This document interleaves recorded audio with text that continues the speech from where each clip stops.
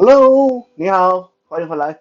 Welcome back to Wisdom Wednesday with Johnny Tiger on June 12th, 2024. Being an emperor was pretty cool. Like, there were a lot of people throughout Chinese history who wanted to be emperors. And unfortunately, not everybody could be. Usually, the only way to be emperor was that if you were the emperor's son or one of the emperor's sons, because usually emperors have many sons, and then you happen to be chosen by your father to succeed uh, in his footsteps. So that's usually like right by succession, or you have to stage a rebellion and somehow win the rebellion, and then throw out the current ruling body, and then become the new ruler yourself. That is kind of doing it the hard way because usually it's very hard to succeed in that. Yes, there has been people that done it, but usually, even those that succeeded in uh, stealing the throne from the emperor, uh, they themselves didn't last very long because when you do that, a lot of people don't see you as the rightful ruler. And there's going to be other people who try to get rid of you to restore the power to the rightful family, or people who feel that, well, you stole it from the emperor, why can't I steal it from you? So by doing so, by staging a rebellion like that, you can potentially open yourself and the country up to a lot of chaos, uh, which is why not too many people chose to do it. I will not mention if you fail, then not only you get put to death and your supporters get put to death, but you and your supporter and your entire family get put to death as well. So it's a really big risk. So, since we're talking about, dethroning the emperor and stealing the power, we of course then can make the connection to how many emperors throughout Chinese history got murdered. Well, let me tell you, I don't have the number right in front of me, but there were a lot of them. Most emperors didn't live very long. I think like the shortest lasting emperor only ruled for like 2 or 3 months before someone got rid of him and put someone else on the throne. So, yeah, a lot of emperors got murdered, but none of them have gone through the embarrassment of almost getting murdered by a bunch of palace maids as the one that I'm going to tell you about today. Yes, this Chinese emperor almost died at the hands of his own housemaids. How messed up is that? The emperor we are talking about was the Emperor Jia Jin, sorry. There's two emperors throughout Chinese history, one called Jia Jin, one called Jia Qin. Very easily confused because they sound so similar. But the one we're talking about is Emperor Jia Jin uh, of the Ming Dynasty. The other one, Jia Qin, is the Qing Dynasty. I got it. Well, I had it right in my head, but it's my tongue wasn't keeping up with my brain. So Emperor Jia Jin ruled China from 1522 and all the way to year 1567. So just over 45 years. So he was actually one of the longer lasting emperors. Not many emperors lasted that long. Um, and this was during the Ming Dynasty. Now, just in case some of you are curious, because I get asked this by Kitten all the time when I say 1522 to 1567, and Kitten would ask, well, what Chinese year was that? The answer is it doesn't work that way.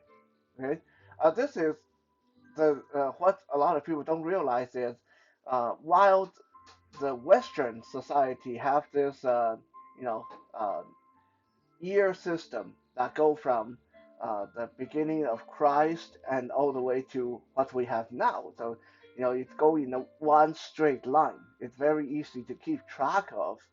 Uh, Chinese year didn't follow a straight line because the way Chinese history was recorded was every time a new emperor took the throne, it got reset to year one.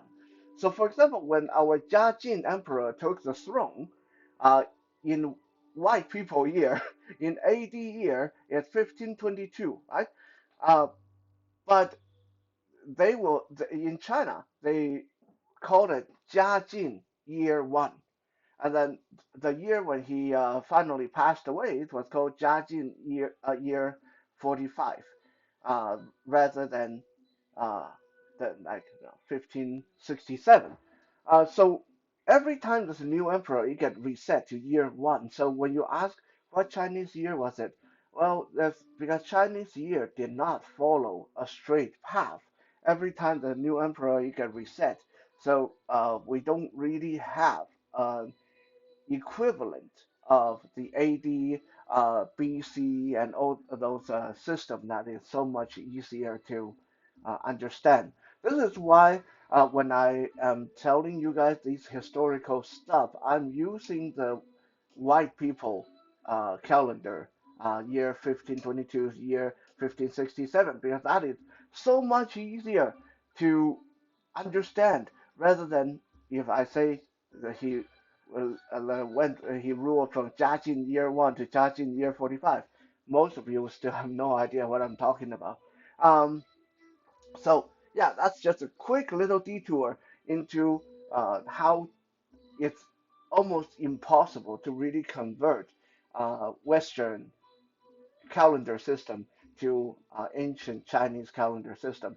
And even nowadays, uh, the Chinese year only go from uh, when the imperial system ended in 1912, and then we call that uh, Chinese year Chinese year one. So even though Chinese people's culture had been around for 5 or 6 thousand years, if you ask me what is the Chinese year now, I would say, well, I think it's like Chinese year 132 or something like that. I don't know off the top of my head. I would have to stop and calculate it, but it's got nothing to do with our story today. So that was just a little bit of a trivia in why when you ask what Chinese year is it, I can't really give you a simple answer because there is no simple answer. So let's get away from that complicated and kind of nonsensical calendar math system and get back to our more fun story of how Jia Emperor almost got owned by his housemaid. The story goes now. First, let me say that this the event that occurred was recorded in the real history. However, the how and the why and the when and the who, all that details were somehow conveniently lost. Um, Historians are guessing that it was not so much uh, issue with poor record keeping, but more so that this was such an embarrassment that the emperor ordered the details erased from historical record. So all we have to go by is a lot of hearsays and folklore and what different uh, people say happened. Um, but just to make a good story and to make the story make sense, I will tell you the most widely accepted version of event, the version that most people, when talking about this event, is what they have in mind. And then we are going to talk a little bit about what historians think actually happened. So, going into our story, this happened in 1542, I believe, 1542. So Jia Jin Emperor had been in power for about 20, 21 years. Uh, and he has built up quite a bad reputation. Jia Jin was one of the lesser liked emperor throughout Chinese history. He was brutal, he was very mean, he was kind of lazy, and he also was heavily into Taoism, but he wasn't into the good part of Taoism. He wasn't into the staying healthy, staying happy, making sure you make everybody happy. No, he wasn't into that part. He was only into the uh, potion and medicine making part of Taoism. Like many emperors before him, he was convinced that Taoism was the answer to eventually make the medicine for eternal youth. So he spent most of his life looking for the fountain of youth. We are going to come back to the Fountain of Youth in a little bit because it is very relevant to our story. But first, let's look at what kind of what kind of mini face Jia Jin Emperor was. In a report written by an ambassador sent to China from Korea, in his original report, he said Chinese emperor, and I'm translating, of course. I don't have the original text in front of me. But basically, he said Chinese emperor very strict. He is nice to those who please him, but if you displease him, he will kill you. And it was said that during his 45 years of ruling, he has killed over 300 housemaids, handmaidens, the working women that were supposed to be there to serve him. He killed over 300 of them. Most of the time, it's a very small infraction. Maybe they dropped a plate or spilled his tea or his food was cold, and he would have them whipped or caned to death in front of him. He was a very brutal tyrant kind of emperor.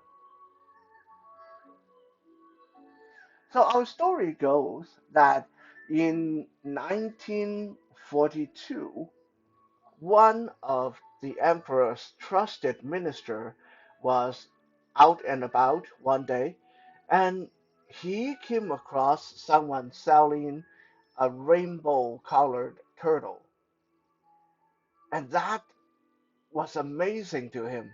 Like most turtles like tan or brown or green. Once in a while you see black ones, once in a while you see white ones. But who's ever heard of rainbow colored turtle? So this minister immediately bought the turtle, spent a lot of money, bought the turtle, and presented the turtle to Jiajin Emperor as a gift from God because it's a rainbow colored turtle. You don't see this anywhere else. It got to be a gift from God. And I did say that Jiajin Emperor was heavily into Taoism. So he believed in the Jade Emperor. He believed in the Taoism gods and goddesses and the afterlife.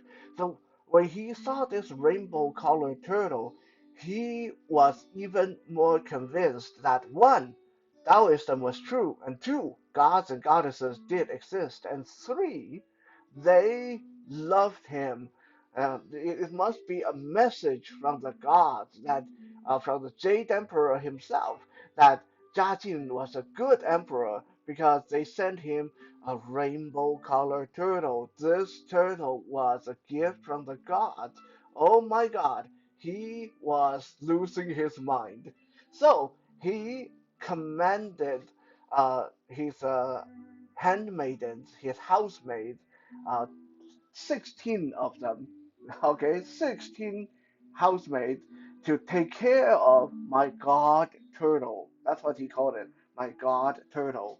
Uh, you, these maids was supposed to take good care of the god turtle, gave it whatever it wanted to eat, gave it the purest water in the world, and gave it the best luxury any turtle has ever enjoyed. And maybe, we don't know, but maybe that turtle wasn't actually rainbow colored. Maybe someone put dye on the turtle. Maybe it was a mutated turtle. Maybe something was wrong with the turtle. Because within a couple of days after getting to the palace, the god turtle died. This was devastating to the handmaidens and housemaids that were responsible for taking care of the god turtle. Like, this is an emperor that's going to kill you, uh, even when you drop a plate. What's he going to do to you and your family when he find out that you let his god turtle die? Okay, so the maids were very, very scared. And at the same time, these maids were already very, very angry and unhappy with the emperor to begin with. Why is that? Well, we did talk about the fountain of youth and trying to make medicines and potions that would restore his vitality and all that stuff. So, in the recipe for the Jiajin Emperor's medicine of eternal youth. One of these medicine is called Virgin Red, and yes, in case you haven't guessed it, that the ingredient Virgin Red refer to the period menstrual blood from a virgin girl. Okay, so yeah, I know, and it make my stomach turn a little bit too. Um, so basically, the emperor wanted to have this medicine every day because he believed that this was keeping him young and strong. And this medicine have to be made every day, and this have to have menstrual blood from a virgin in it. Well, where are you going to find that many virgins and be able to have them on their cycle just in time every day for you to make your medicine? Well, to make sure that his supply of ingredient wouldn't run into issues, Jiajin Emperor forbade any of his handmaid or housemaid to ever have a relationship or have sex. They have to stay virginal, and he forced them to take medicines that induces menstrual cycles every day. And just to make sure that their blood is nice and pure, they were not allowed to eat anything other than fruit, vegetable, and water. They were not allowed meat or any kind of seasoning because, well, I guess the emperor did not want he didn't want weird tasting menstrual blood in his medicine. So you can imagine how much torture these housemaids were being put through, being on a strict diet and have to take medicine that makes them go through menstrual cycle every day, every day. Okay, this was torture, the psychological, physical torture. And now the stupid god turtle died. What are they going to do?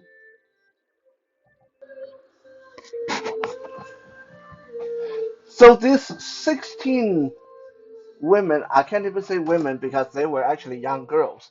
The average age of these housemaids and handmaidens were 13 years of age. Most of them were 13, 14 years old. So these girls were scared and angry. So they went to their supervisor to see what she could help them, what she would suggest. Their supervisor was uh, concubine Wang. So we talked about the emperor's queens and concubines in the past. There can be only one queen and then a lot of concubines. So this concubine Wang was basically the person in charge of all these handmaidens and housemaids. Um, she used to be Jia Jin Emperor's favorite mistress, favorite concubine. But ever since another concubine caught his fancy, the concubine uh, Yao, and when the concubine Yao caught the emperor's fancy, uh, concubine Wang was shunned aside. And like, okay, if you no longer like her, then don't talk to her, and it's fine. But rather than just leaving her alone, Jiajin Emperor acted like he now hated concubine Wang, and any chance he got, he would punish her, beat her, and embarrass her. There was one time when he even had her stripped naked and whipped in front of the entire court for his ministers to see her naked body getting whipped. This was a like big, atrocious kind of act. Like when you have your own wife. I mean, she wasn't the actual queen, but she was still his wife. When you have your own wife whipped naked in front of everybody, uh, so they can witness that, it was embarrassing, humiliating, degrading to the extreme. So when the handmaiden came to concubine Wang and told her, "Your Highness, the god turtle died," she almost went catatonic. She went. She was sitting on her bed and just looking at the ceiling, and in her head, she was going, "Oh my fucking god! Oh my god, what is he going to do? Like, I am the supervisor of these girls, so I'm sure he's going to kill them, and I don't care. I don't care about them. But what's he going to do to me? And the last time, all I did was talk back to him, and he had me stripped and whipped in front of the whole court. What's he going to do to me this time?" So after about an hour of almost a catatonic uh, fear and confusion and freaking out, the concubine Wang told the 16 girls, she said, "Well, I guess there's only one way to resolve this, but you guys have to be brave." And the 16 girls said, "What, Your Highness, what are you talking about?" And concubine Wang said, "Well, he's going to kill you anyway, so you might want to think about killing him first."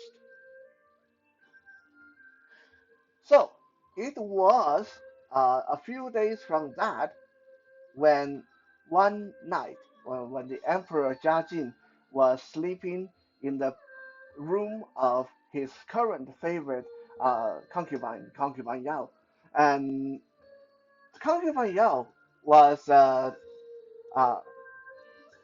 actually, let me make a quick correction. Uh, uh, it's not pronounced Yao actually. I think it's actually pronounced Liao. Anyway, um, so the emperor was spending the night like he has been for many many nights at the bed of concubine Liao. Uh, concubine Liao was very attentive.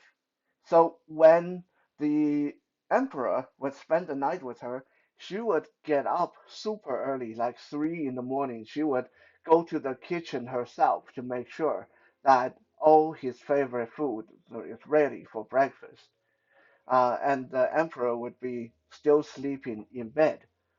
So the 16 handmaiden sent by concubine Wang was waiting, and as soon as concubine Liao left the, uh, the room to go to the kitchen, the 16 of them went into the room. They also bribed the servants there so they would go home, and the 16 of them went into the bedchamber. As soon as they went in there, they saw that the Emperor Jiajin was still fast asleep in bed. So one of the girls jumped on his chest and held a pillowcase down across his face, and the other girls tried to hold onto his arms and legs, and a few of them threw a pre constructed rope, a silk rope, around his neck and started choking him and strangling him. And this was when the emperor woke up, and the emperor was fighting for his life. And we have six. I mean, these girls were very small. You guys know how small Chinese girls can be sometimes. Well, these were not very big women. These were very small girls. Most of them probably weighed like less than 80 pounds. Uh, and they were scared, and they were trying to smother him and choke him and strangle him. They never killed anybody before. They didn't know what they were doing. And here's a full-grown emperor. Uh, just in case you don't know that, most emperors have to go through extensive martial art training. Here's this full-grown emperor fighting for his life. He got a pillowcase over his face. He couldn't see what the heck was going on. He couldn't see who was attacking him. He just felt that there was a noose around his neck, and he's being choked, and there's a lot of chaos around him, and he knew he was going to die. And he was fighting and fighting. Any ordinary emperor probably would have fought free.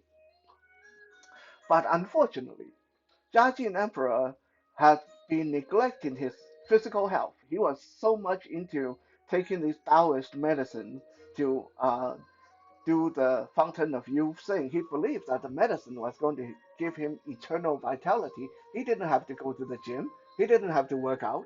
So even though he was bigger and stronger and he had all those martial art training, he quickly ran out of energy and started passing out. If the girls were more experienced, all they had to do was keep at it for another 10 minutes, and the emperor would have gone bye bye. But it was around this time when one of the concubines looked at the rope and suddenly realized, hey, we did the knot wrong. Rather than making a slip knot like a hangman's noose, where if you pull on the rope, the noose would tighten, they made the tighten knot too tight, and it wasn't tightening the rope properly. That's why the emperor was putting up such a good fight. So this one girl who saw that the knot was done wrong quickly went over there and tried to redo the freaking knot. Like, and when she was trying to redo the knot, the emperor was still flailing around and weakly, because he was running out of energy. He was weakly flailing around and trying to call for help. And this girl panicked, and she pulled out her hair stick, the hair ornament. She pulled out her hair ornament and tried to stab the emperor to death with it. Like I said, these were very small women. They were not trained, they were scared. She didn't know where to stab a person to kill him, so she just stabbed him in the chest, in the stomach, in the arm. And this, of course, the pain from being stabbed with a hair ornament quickly revitalized the emperor, and he started fighting seriously again. He started thrashing around and punching and kicking, and the girls were freaking out. They were screaming and trying to pull on the rope harder and try to smother him. And one of them, her nerve finally broke. She was so scared in her head. She was thinking, "Oh my God, there's 16 of us and we can't kill him. Maybe he is protected by Buddha or the gods. Maybe he is immortal. Maybe this was a mistake. Maybe I better go and get help." So this one girl broke and ran and came back with the Imperial Guards, and all the rest of them, including herself, the one that ran for help, were arrested for treason. By the time that the Imperial Guards arrived and arrested the women, they were led by the queen, the official queen, Queen Fang herself. Some people call her the Empress Fang. I like to call her Queen Fang because I don't agree that she was an empress because she never ruled the country. But Queen Fang was running ahead of the Imperial Guard. The story went that when they got to the bedchamber and hear the commotion inside, Queen Fang was very brave. She ran headlong into the bedchamber, calling out for the emperor. And when she came into the bedchamber, one of the girls in there panicked and punched the queen in the face and gave her a black eye, almost knocking her out. And then the imperial guards arrived and brought everybody under control. Queen Fan quickly put these women through a trial to see who instigated the assassination attempt. At the time, even though the emperor wasn't dead, he was really messed up. Like he got stabbed half a thousand times, 20, 30 times actually, with the hair picks. And he was choked and smothered, and he was all bruised, and his throat was all messed up, and he could barely talk. So while he was being rescued, being treated for his injuries, Queen Fang uh, put these women through the trial of treason. Um, and of course, these young girls very quickly, under torture, confessed that it was concubine Wang's idea all along. Concubine Wang knew that she was not going to be able to escape punishment. She decided to frame concubine Liao as well, because concubine Liao was her rival. Uh, because Wang used to be the emperor's favorite, and it was thanks to Liao that Wang no longer the favorite. So she hated concubine Liao. So she told the queen, well, concubine Liao uh, agreed to this, and that's why we did it in her bedchamber. So she told us when she was going to be out of the bedchamber, so we could have our opportunity. Well, this made sense to the queen. So the very next day of the assassination, uh, concubine Liao, concubine Wang, and the 16 girls were all put to death in horrific ways for treason, and including their entire family members. There was over hundreds of people being put to death because of it. I'm not going to go into the details of how they were sentenced to death. Suffice to say, what happened in Braveheart would seem like a cakewalk comparing to what happened to these women. Treason was a big deal at the time. So that ended our story of the most embarrassing assassination attempt, the only emperor in Chinese history that almost got ended by his housemaids. Now let's look at some of the questionable parts of the story, and let's look at what historians think actually happened. First, we need to understand that everyone knew, even back then, everyone knew if you try to kill an emperor, doesn't matter if you succeed or not, you pretty much are going to die. Like you are going to die, your whole family is going to die. Because if you didn't succeed, obviously the emperor is going to put you to death. If you succeed, then whoever come after the emperor is going to put you to death. Like you just can't get out of it either way. So assassinating the emperor was a really stupid thing to do. So we have to think what's going on. Like just because a turtle died, so these 16 girls got so scared that they decided to uh, assassinate the emperor. They decided that was a good idea. That doesn't make sense, right? Like, if they were really that scared, it's much better if they committed suicide, because at least then their family, their parents, their grandparents wouldn't have gotten put to death. Like trying to assassinate the emperor was a really crazy thing to do, just because you're scared that you're going to get put to death because his turtle died. Uh, so that's question number one. Like, what's going on there? It has to be more. Like there has to be way more than that. These girls have to have some kind of assurance from higher up that if you guys kill the emperor, nothing's going to happen to you. Everything will be fine. Okay? So that's number one. There has to be some kind of guarantee. Someone have promised them that they would be okay. Number two, assassinating the emperor, making sure that other people didn't know, making sure the other servants didn't know, and the guards were out of the way at the time. There's no guards nearby, and then there's 16 of you going into his bedchamber together while he was sleeping. That was crazy. Like there's just no way these women would be able to pull that off. There's no way that concubine Wang herself would be able to pull that off. So that kind of organization have to have come from higher places.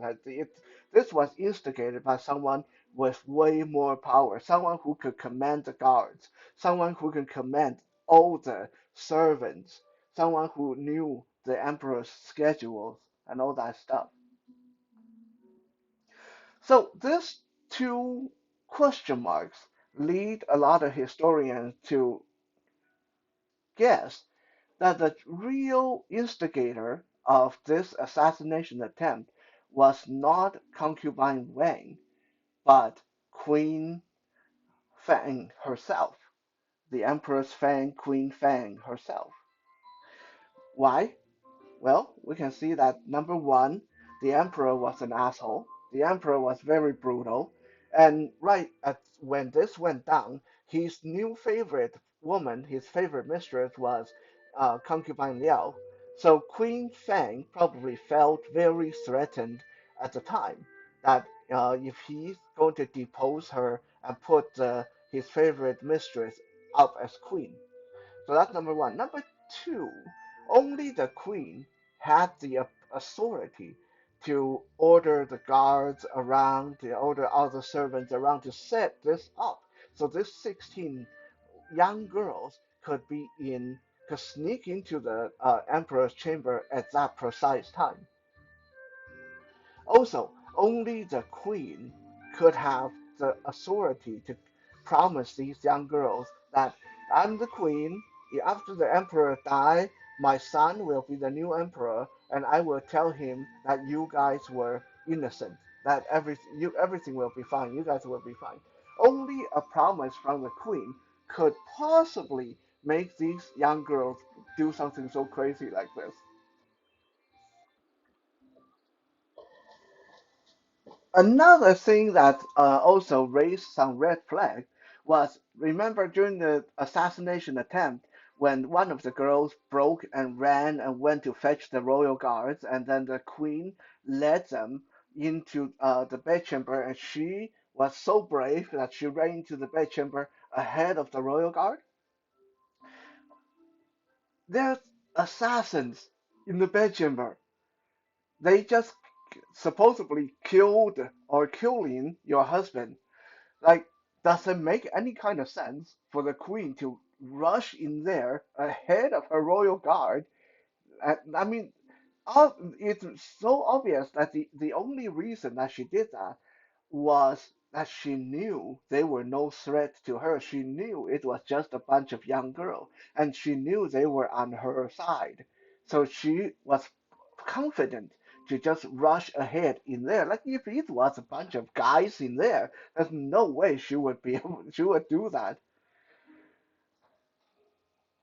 Um, we also have to look at the trial and how quickly these women, these girls, were sentenced to death.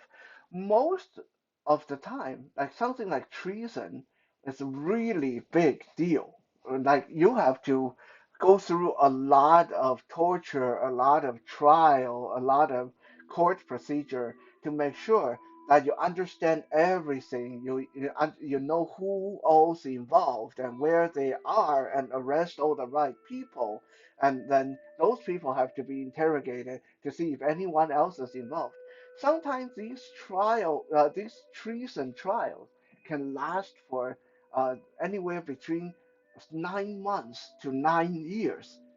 Yet these women were tried, convicted, executed all within 24 hours. This sounds more like uh, silencing them more than an actual trial. She had to make sure that they were silenced before the emperor regained his voice and could start asking questions. Because if they implicate her, then that she would be put to death alongside them. So the reason, like the way these women were tried and convicted and killed within 24 hours, sort of make everyone think that uh, the queen was more interested in silencing them.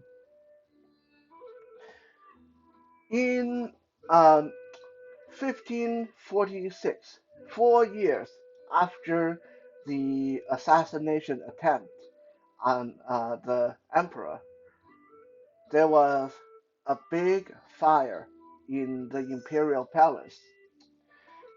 The queen was trapped inside the palace, and when the firefighters tried to go in there to rescue the queen, they were stopped by the emperor himself. The emperor said, "The palace is gone, let her go with it." This is another sort of clue for the historians. Many people believe that the emperor willingly let the queen burn to death because she murdered his favorite concubine, and he probably knew that she was the real person behind the assassination attempt, but because he had no proof and everyone linked to it was already put to death, so there's nothing he could do about it. Who knows? Maybe he even started the fire himself. Chinese history is really great. There's a lot of good stuff. At the same time, there's a lot of dark, gritty stuff. And some of these dark, gritty stuff have also a humorous overtone to them, such as an emperor almost getting smothered to death by 16 young girls in his sleep. Thank you for checking out today's episode. We'll be back again tomorrow for Toy Thursday. For now, 谢谢 and 再见。